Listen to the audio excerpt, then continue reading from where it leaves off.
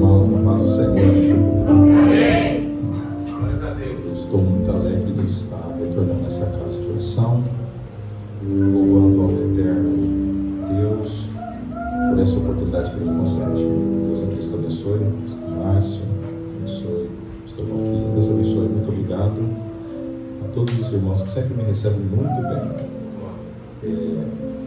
Deus, Ele, essa semana, tem me feito retornar um texto, e eu quero, nesta noite, falar ele a vós.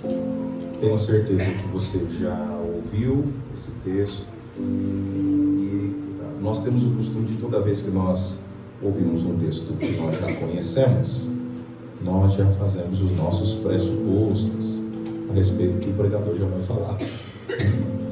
Mas eu peço que você entre neutro aqui comigo, para que você absorva tudo aquilo que Deus quer falar através da sua palavra no nosso coração. Aleluia. O texto é Êxodo capítulo de número 3. Maravilha. Êxodo capítulo de número 3. Eu quero ler apenas os 4 primeiros versos. Aliás, os 5 primeiros versos. Êxodo capítulo de número 3, versículo de número 1 diz assim: Apacentava Moisés o rebanho de Jetro, seu sogro, sacerdote de Midian, e levando o rebanho para o lado ocidental do deserto, chegou ao monte de Deus, a Horebe. Apareceu-lhe o anjo do Senhor numa chama de fogo, no meio de uma sarça. Moisés olhou, e eis que a sarça ardia no fogo, e a sarça não se consumia. Então disse consigo mesmo: irei para lá e verei essa grande maravilha, porque a sarça não se queima. Vendo o Senhor que ele voltava para ver, Deus, do meio da sarça, o chamou e disse: Moisés, Moisés, e ele respondeu: eis-me aqui.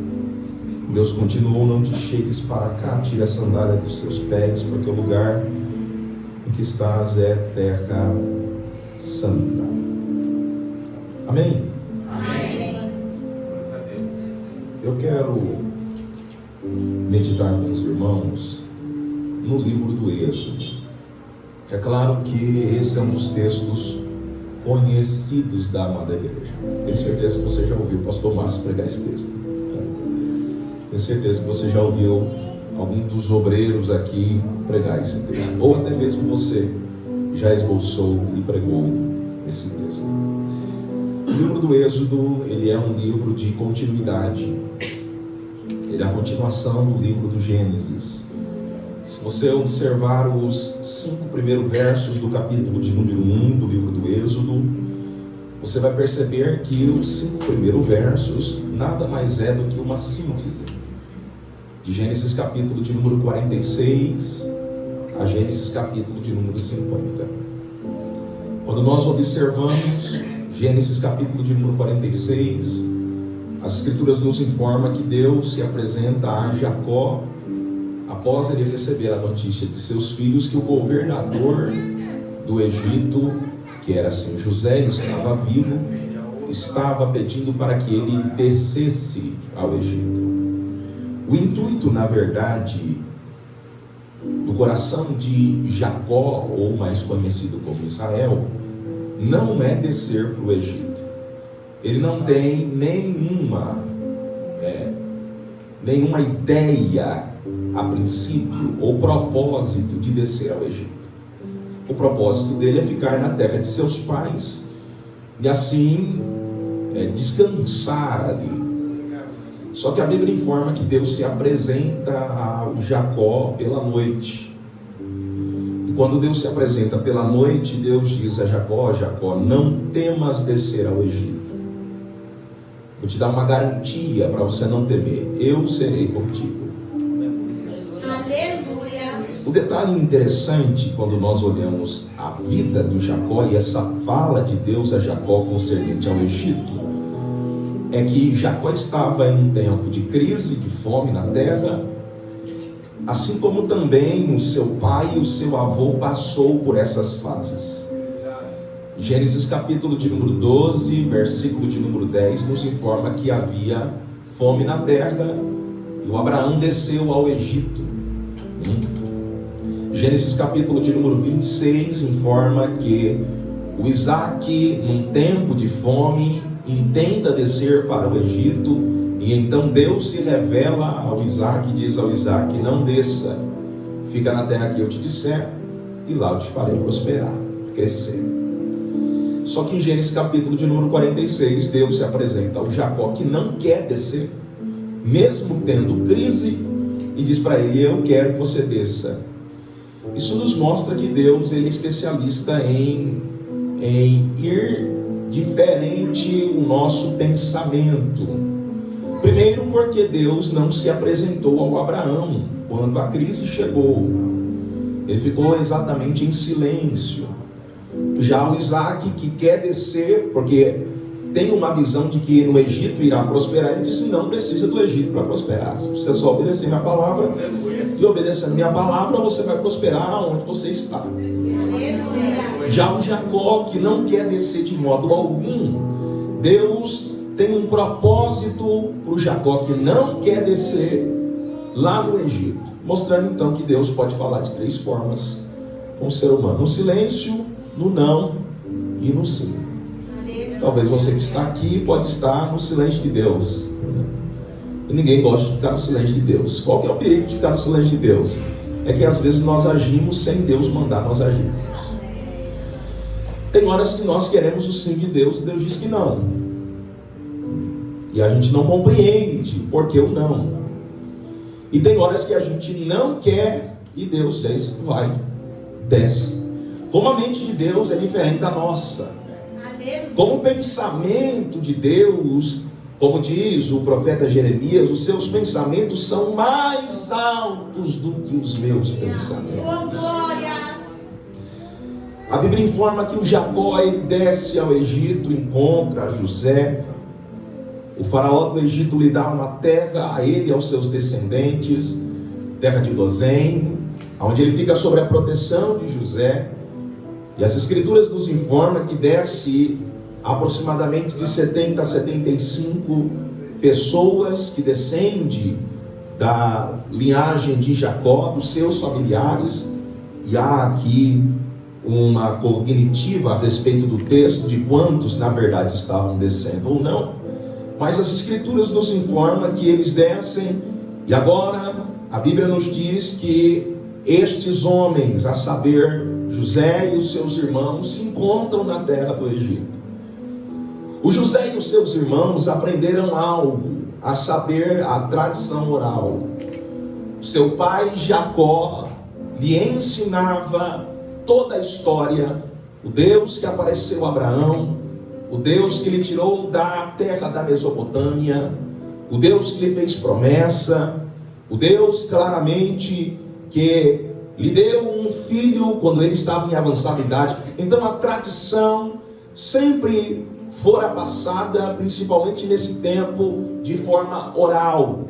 Então era natural os filhos estarem em volta dos pais para aprender a respeito da história da sua descendência, dos seus patriarcas, do seu avô, do seu bisavô. Esses filhos que recebem essa instrução de Jacó, a saber, os 12 filhos de Jacó, que recebem essa instrução, eles recebem a instrução como filhos, mas um dia terá que transmitir a instrução como pai. Eles recebem como filho, para que, quando o tempo chegar, transmita aquilo que aprendeu como pais. Chega o tempo de transferir essa tradição oral.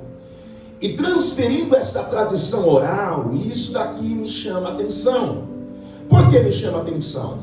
Porque as escrituras nos informam que esses pais que têm esta responsabilidade de transferir essa tradição oral, eles começam a morrer um de cada vez. Os filhos então que receberam dos pais Quando chegar o tempo, passarão para a próxima geração. Só que é essa tradição oral, essa história carregada de fé, essa história carregada de promessa, que faz filho se posicionar no Egito de forma que venha se tornar fecundos. A palavra fecundos aqui, ela tem duas traduções. A primeira é frutificar. A segunda é dar bons resultados. Como é que filhos que estão no Egito são capazes de, na ausência dos pais, porque perderam os pais, dar bons resultados? E a única explicação que eu tenho na mente é que a palavra que eles receberam enxertaram no seu coração. Como é que alguém pode se manter em pé, dando bons resultados longe da referência? Como é que alguém consegue se manter posicionado com uma promessa esperançoso, já que não tem mais as referências que lhe passaram a instrução? Porque, vamos ser sinceros, existem pessoas que só dão bons resultados na frente de alguém. Ele só dá bom resultado na frente do líder. Ele só dá bom resultado na frente do pastor. Ele só dá bom resultado na frente do pai e da mãe. E quem dá resultados à frente, apenas na frente de pessoas que é sua referência, nunca estarão aptos, quando a perca vir, de se manter focado naquilo que foi transmitido ao seu coração. Se a palavra de Deus estiver plantada no seu coração, ainda que o tempo leve as suas referências, nunca poderão levar a mensagem que as referências liberaram para você. É por isso que pode tirar minha referência, não consegue tirar a palavra. Podem me tirar o líder, não consegue tirar a palavra do líder. Podem me tirar o referencial, não importa, porque é natural. Ninguém vive para sempre. Versículo de número 6 do capítulo 1. Faleceu José, os seus irmãos, toda aquela geração. Versículo 7 é a hora do crescimento.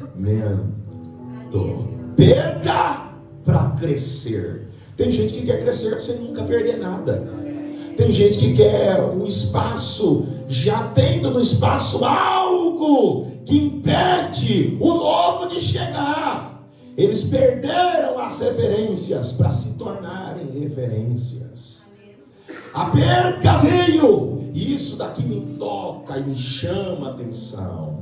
Porque Deus nunca vai isentar você das percas. Deus nunca vai isentar você das lágrimas. Deus não tem gente que diz assim: não, você não vai chorar. Ao contrário, você irá chorar sim. Não, você não vai sofrer, não. Você vai sofrer sim. Por quê? Porque Deus tem crescimento para você. E ninguém é capaz de crescer sem antes chorar. Perca, versículo de número 6. Crescimento, versículo de número 7. Oposição e perseguição, versículo de número 8. Perca, crescimento, oposição. Aleluia. Glória a Deus.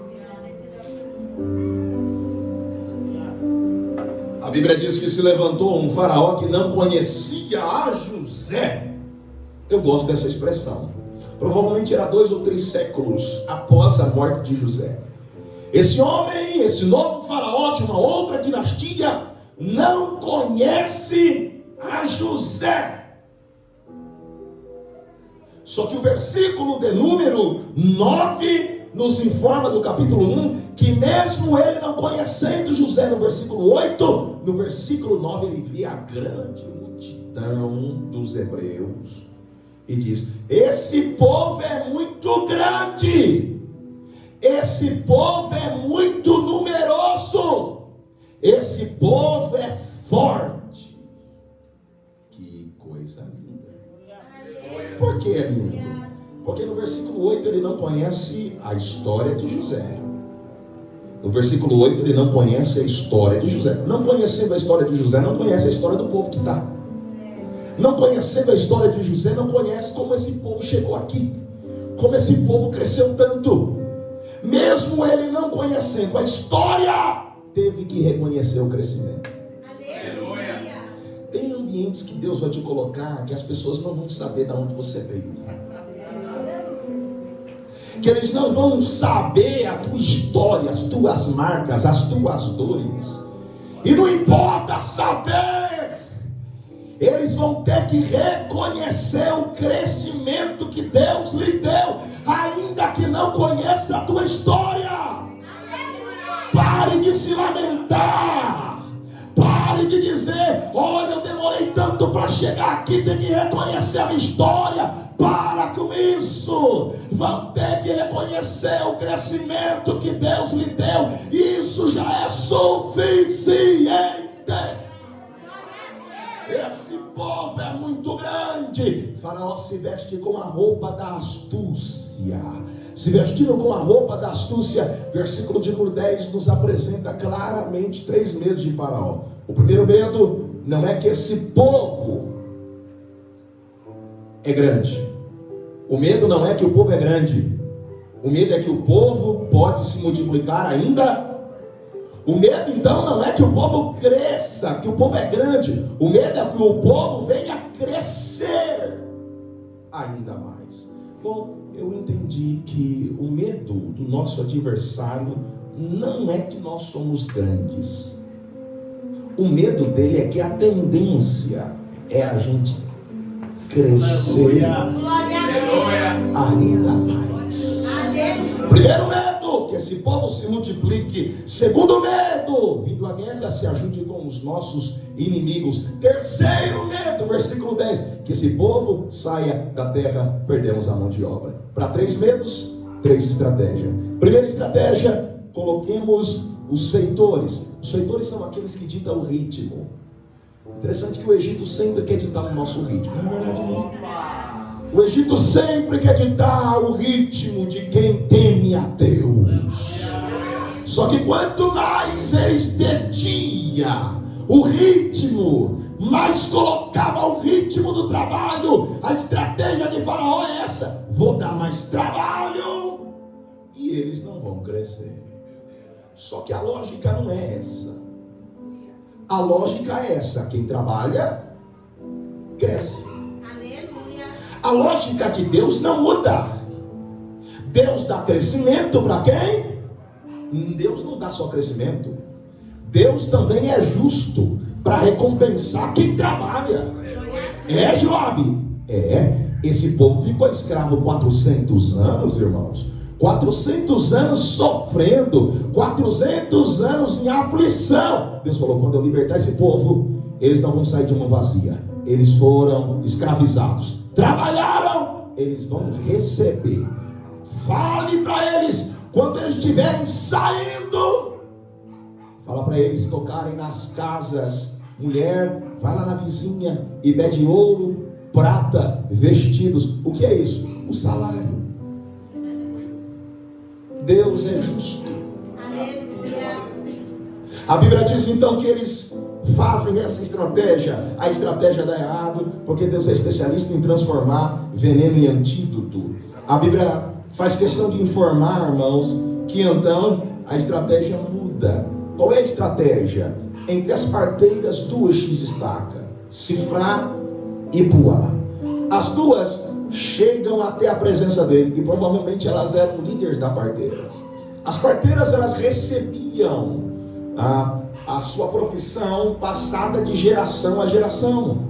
Então as mães ensinavam as filhas, não apenas ensinava o ofício, mas também mostrava que esse ofício era um ofício que Deus se agradava, porque estava auxiliando na vida. ela tinha um objetivo, as parteiras. As parteiras não apenas auxiliavam no dia de dar à luz, ela acompanhava a gestação. Ela não apenas acompanhava a gestação, no dia de dar à luz, ela incentivava alguém que estava para dar à luz. Como se dizendo, vai que está quase lá, vai que está quase nascendo, não desiste agora não. Quando nós começamos a ver isso e observar estas verdades, fica mais fácil de entender algumas questões vindas da parte de Deus. Faraó chama elas e diz: eu quero que vocês trabalhem para mim. Qual que é o trabalho? Quando vocês forem para servir de parteiras hebreias, eu quero que vocês examinem. Se for menino, vocês matam. Se for menina, deixem viver. Se for menino, matem. Se for menina, deixe viver. Primeira verdade que o texto está nos dizendo: Faraó não quer que mate no processo de gestação.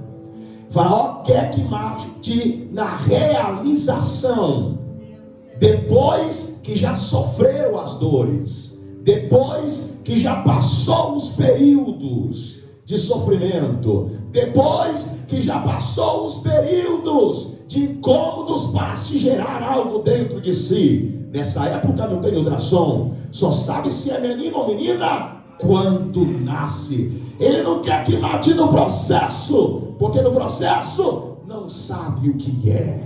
Ele não quer que mate no processo, porque no processo não dá para identificar. Tem horas que com Deus também é assim, irmão. Deus salva, batiza com o Espírito Santo, mas a gente não sabe ainda o que vai ser. Deus fez chamada e a pessoa às vezes fica perguntando: para que Deus me chamou? E o diabo não quer matar no processo, ele quer matar na realização. Mas eu louvo a Deus, irmão. Eu louvo a Deus porque estas mulheres temem ao Senhor. Qual é a proposta de Faraó? A proposta de Faraó é esta: vocês servem para auxiliar na vida, eu quero que vocês usem as mãos para auxiliar na vida, para matar. Troca o ofício de vocês. O ofício de vocês é auxiliar na vida. Vocês auxiliam na vida e depois mata. Eu quero que vocês troquem o ofício. Tem pessoas que Deus chamou para auxiliar na vida. Tem pessoas que sempre vai auxiliar alguém a gerar coisas. Tem pessoas que vai sempre incentivar outras a não desistir, a não parar, a não murmurar, a não retroceder, mostrando a essas pessoas que Deus começou a gerar algo dentro delas. Mas a proposta do nosso adversário não é usar alguém de fora para matar, é usar alguém de dentro para matar aquilo que Deus está gerando dentro de nós. Mas eu tenho uma palavra de Deus para o nosso coração. Qual é a palavra? Deus é especialista em colocar pessoas que não executarão o seu ofício sem temor de Deus. E qual é a diferença, Joabe, de fazer o ofício no temor e de fazer o ofício sem temor de Deus? Quem faz o ofício no temor de Deus, irmão, ainda que receba a proposta de Faraó para matar aquilo que outro está gerando, ele teme a Deus, e em vez de matar, ele auxilia na vida. Eu não vou matar, foi Deus que gerou. Eu não vou matar, foi Deus que gerou. Foi Deus que deu. Deus colocará do seu lado pessoas que te incentivem a gerar coisas que Deus colocou dentro de você. O Faraó mandou chamar elas. Chama elas. O que é que vocês me fizeram? Não, Faraó. Não é assim não, Faraó. Precisa contar um negócio para o senhor, Faraó. A primeira verdade, seu Faraó, é que as mulheres hebreias não são como as egípcias. Qual é a diferença? Elas são fortificadas. Elas são vigorosas. Ela não só temem ao Deus do céu e da terra, elas têm vigor dentro de si, mesmo girando, porque tem gente que gera, mas não tem mais nenhum vigor, mas essas são diferentes. Elas são diferentes. As egípcias geram sem vigor, as egípcias geram sem vigor. Agora essas não, essas têm tanto vigor que quando a gente chega para auxiliar, já nasceu. Aleluia! Maravilha! Glória a Deus! Aleluia! O que elas estão dizendo? Elas estão dizendo para Faraó: não adianta tentar matar. Por que não adianta tentar matar? Porque antes que a mão humana chega, a divina já chegou primeiro. Antes que a mão humana chegue, Deus lhe trouxe aqui, manda eu dizer a você: antes que a mão humana chegue na tua casa, na vida dos teus filhos, na vida dos teus parentes, nos teus projetos, você até está confiando na mão humana, mas Deus lhe trouxe aqui para dizer: eu colocarei a minha mão primeiro. Tem gente que olha para a tua casa e diz para os teus: ou é cadeia, ou é caixão. Só que Deus lhe trouxe aqui e manda eu lhe dizer: antes que a mão humana chegue, a mão divina chegará primeiro. Diga para quem está do teu lado: pare de esperar na mão humana. Diga: espere na mão divina, espere na mão divina, espere na mão divina, espere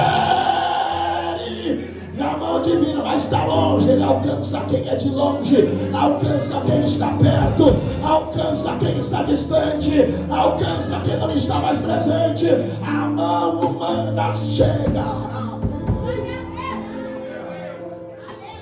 Tem coisas que Deus está gerando em você através da oração, através das tuas lágrimas.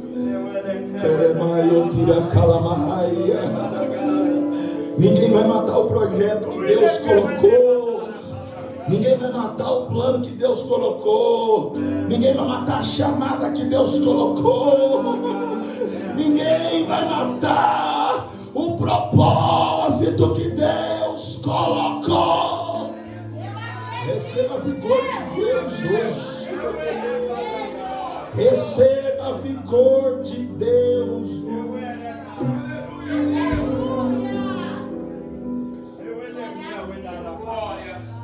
No meio dessas famílias tem uma mulher, um casal, já tem 2 filhos. Eles são da tribo de Levi, da mesma linhagem. Que a Bíblia diz que essa mulher começa a gerar. Eu quero destacar algumas coisas aqui. Toda pessoa ou toda mulher, quando começa a gerar um filho, acontecerá mudanças primeiro no seu interior, para depois no seu exterior. Mudança no exterior, eu não estou falando apenas de algo gerando dentro de si, mas principalmente aqui. Esses dias a menstruação da minha esposa atrasou e ela ficou terrivelmente desanimada.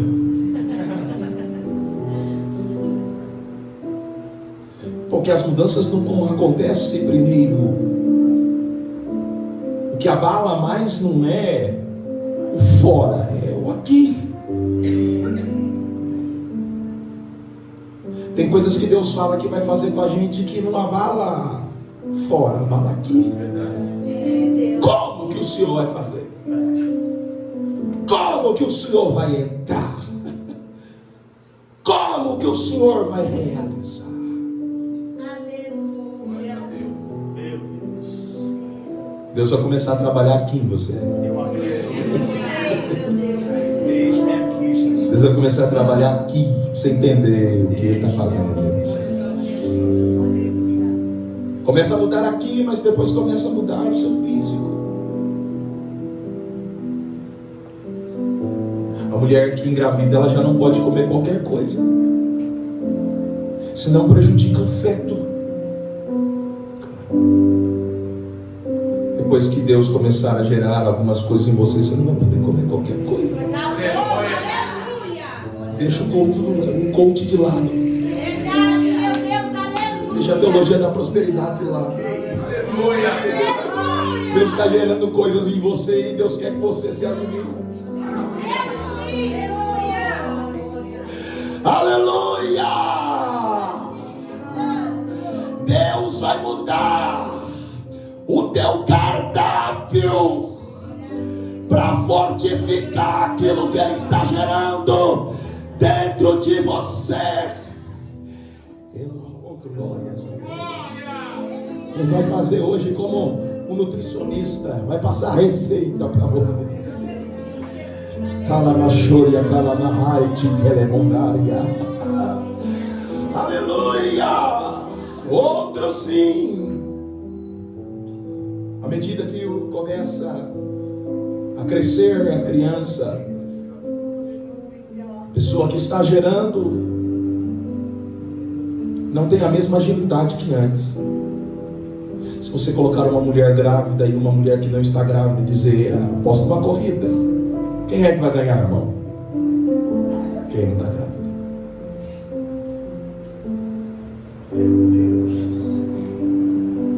Você está questionando a Deus?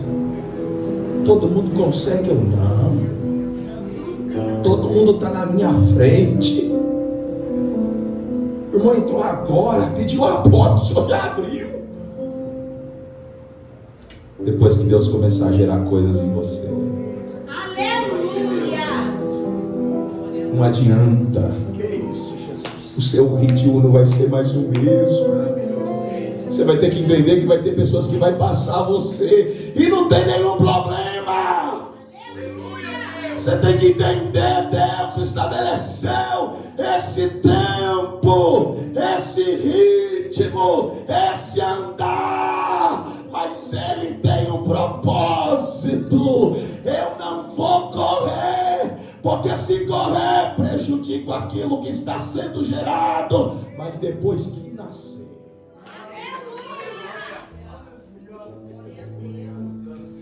aleluia, nasce o menino. O menino é formoso. Estevão disse que ele era formoso até nos olhos de Deus. O menino cresce, é educado em toda a terra do Egito, adotado pela filha de Faraó. Chega um tempo, aos seus 40 anos, que ele vê algo. Esse menino tem algo de Deus nele. Ele tem um espírito defensor.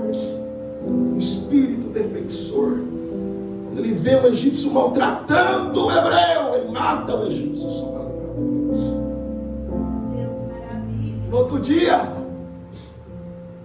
quando ele vê hebreu com hebreu, o hebreu que ele salvou diz: porventura vai me matar como matou o egípcio. Ele temeu. O príncipe assassino sendo procurado em toda a terra do Egito, perdeu tudo.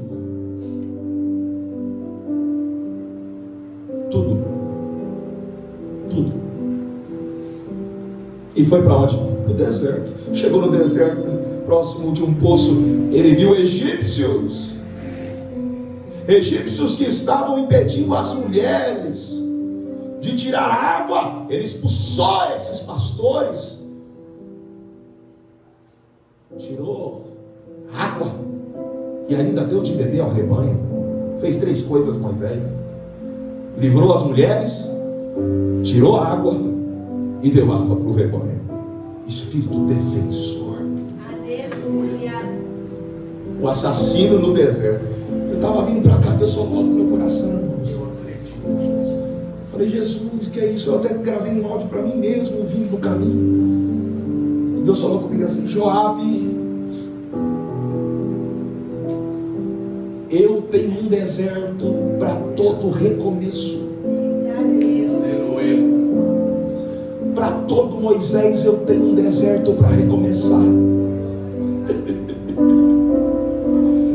Quem disse que você vai começar lá em cima? Você vai ter que começar no deserto. No deserto, fazendo o que você nunca fez.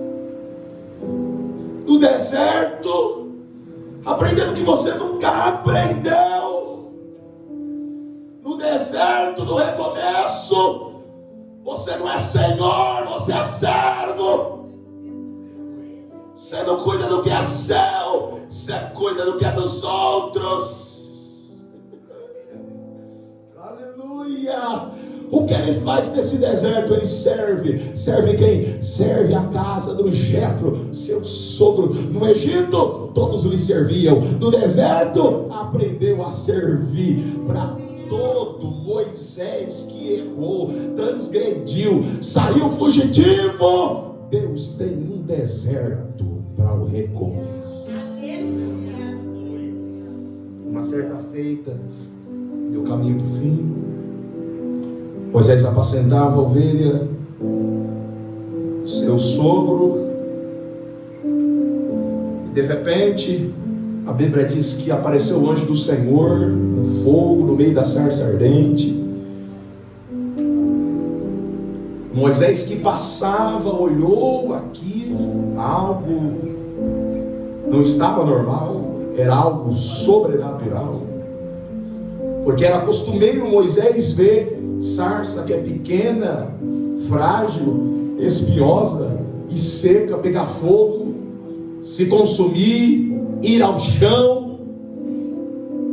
Mas ele está vendo que aquilo que está naquela sarça é diferente. Aquele fogo não é como os outros fogos que ele já viu. Aquele fogo que está naquela sarça é um fogo que não consome a sarça, mas é um fogo que mantém ela de pé. O fogo de Deus nunca levará alguém a cair. O fogo de Deus sempre fará alguém ficar de pé. Fogo de Deus está lá. Quando Moisés veio dizer: eu vou voltar lá, vou ver essa grande maravilha.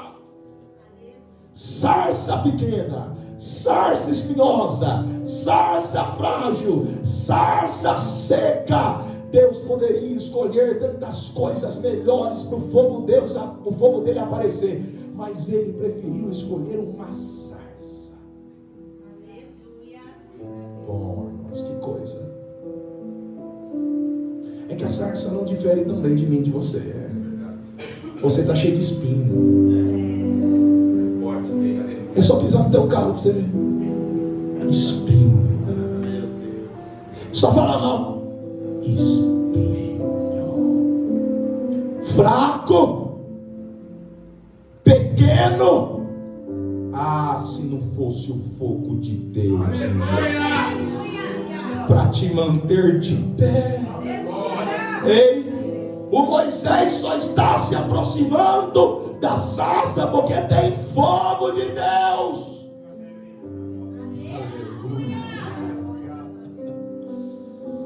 Por que o povo vai para Betesda? Porque tem fogo de Deus. Porque o povo pede conselho para o pastor Márcio, pastor, porque tem fogo de Deus. Porque se não tivesse fogo de Deus, não se aproximava. Porque o que faz as pessoas virem até nós não é nós. Nós somos espinhosos, mas é o fogo de Deus que queima dentro de nós. Tem fogo de Deus aí? Tem fogo de Deus aí? Tem fogo de Deus aí? Tem fogo de Deus aí? Tem fogo de Deus aí? Fraco, mas tem fogo de Deus. Espinhoso, mas tem fogo de Deus. Erra, mas tem fogo de Deus. Não consegue às vezes se firmar, mas tem um fogo de Deus que faz toda vez você voltar para cá, se humilhar, se arrepender, dizer: Senhor, preciso da tua ajuda, preciso do teu afago, preciso do teu perdão.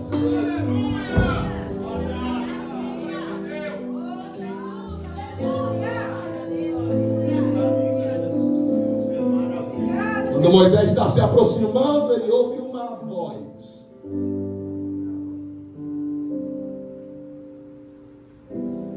Não ouve voz quem vê. Ouve voz quem se aproxima. Aleluia! Tem gente que se questiona: por que eu não ouço Deus? Porque você não se aproxima dele. Você está vendo muitas maravilhas, mas você não está se aproximando. Você vê Deus usando um, usando o outro, e você já sabe o caminho, você já sabe a receita, você já sabe o que é a oração, você já sabe o que é o jejum. Você não quer. Sinto Deus aqui. Aleluia! Moisés está vindo e de repente a voz brada: Moisés, Moisés. E ele diz: eis-me aqui. Na primeira experiência de Moisés, ele foi apto para dizer: eis-me aqui.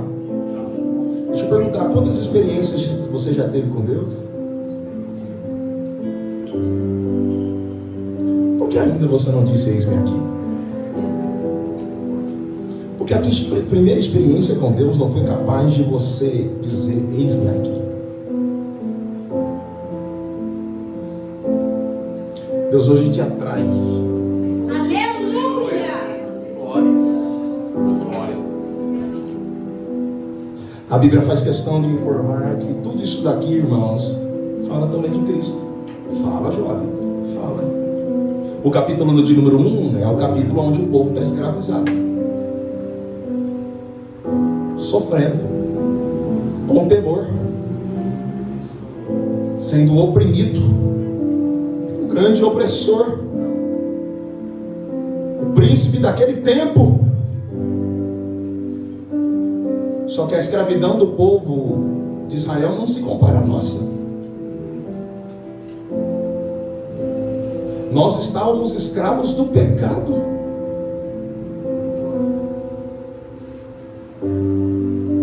Aprisionados não apenas fisicamente, mas interiormente para com Deus. Só que Deus quer libertar esse povo, como Deus também quis nos libertar. Aleluia! Para esse povo, Deus levantou Moisés. Para nós, Deus deu Jesus.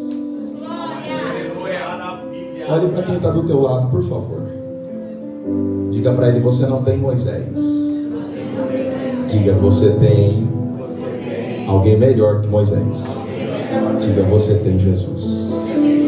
Diga: você não tem Davi, que é rei. Você tem Jesus, que é rei dos reis.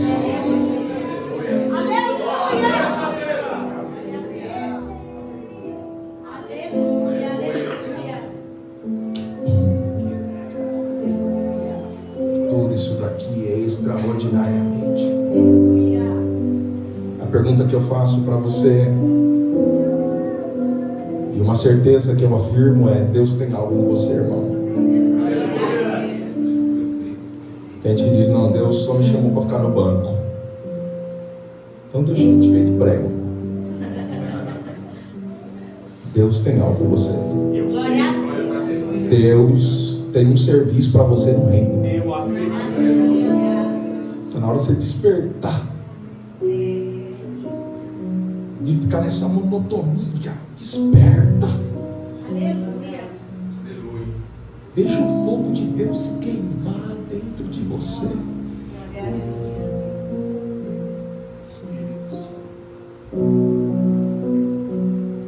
Se Deus se apresentasse em uma sarça ardente para você, isso seria uma experiência linda, sim ou não? Fantástica, sim ou não? Incomparável? Mas a experiência de Moisés não se compara à nossa. Moisés viu uma manifestação de Deus. nós vimos o próprio. Aleluia. João capítulo de número 14, versículo 9. Ele fala assim: mostra-nos o Pai. Jesus olhou e falou: tanto tempo estou com você, rapaz, e você não vê quem vê a mim, vê o Pai. João capítulo de número, versículo de número 14. E o verbo se fez carne, em graça e verdade, e vimos a glória do unigênito do Pai. Hebreus capítulo 1, versículo 2. Ele é o resplendor da glória, a expressão exata. Colossenses capítulo 1, versículo de número 15 a 16. Ele é a imagem do Deus invisível. Moisés só viu a manifestação, e nós vimos o próprio Jesus encarnado. Quem é que teve o maior privilégio? A Moisés? De nada, irmão. Você tem maior privilégio que Moisés, irmão. Eu tenho maior privilégio do que Moisés, irmão.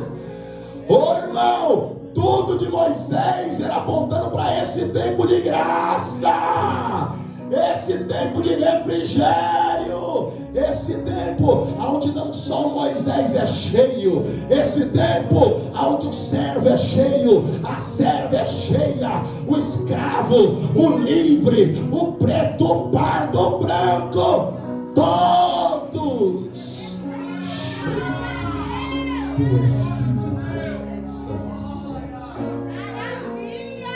Feche meus olhos, eu preciso orar. Pai, nós estamos diante da tua presença. A palavra é tua, não minha. E eu quero ser fiel àquilo que o Senhor ministrou no meu coração. Obrigado, Senhor, por estar aqui. Obrigado por estar aqui, Senhor. Ah, Senhor, a nossa experiência é maior do que a de Moisés. Nos ajude, Senhor, a desfrutar dessa realidade, a plenitude de Cristo, do Espírito Santo de Deus. Ó Deus, o fogo não está mais na sarça, o fogo agora está em mim. O fogo não está mais na sarça, o fogo agora está em mim. Pera calabarachoria calabahai, pera calabachúria naragacite o remai. Pode cantar, pode cantar.